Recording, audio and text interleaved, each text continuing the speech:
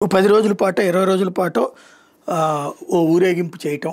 ఆ పైన విదేశాలకు వెళ్ళటం. ఓ 10 రోజుల పాటు ఎంజాయ్ చేయడం. వచ్చేటప్పుడు మళ్ళీ అక్కడోళ్ళు తయారు చేసి ఇచ్చినటువంటి ఉద్యమాలు ఇక్కడ చేయటం. ఇది ప్రస్తుతం రాహుల్ గాంధీ చేస్తున్నట్టు. 10 రోజులు ఎంజాయ్‌మెంట్, 20 రోజులు ఉద్యమాలు. ఈ ఉద్యమాలన్నీ కూడా విదేశీ శక్తులు తయారు చేసినటువంటిది. మొన్న ఈ మధ్యన అతను కలిసినటువంటి వాళ్ళు భారత వ్యతిరేక శక్తుల డీప్ స్టేట్ బ్యాచ్.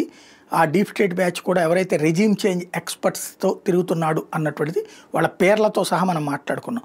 ఇప్పుడు తాజాగా రాహుల్ గాంధీ ఇద్దరు వ్యక్తులతో మాట్లాడటం అన్నటువంటిది. ఖతార్ అంబాసిడర్‌తో పాటుగా ఏదైతే రాహుల్ గాంధీ అమెరికాకి సంబంధించినటువంటి ప్రతినిధులతో కూడా మాట్లాడినటువంటి విషయం ఇప్పుడు చర్చకొచ్చింది.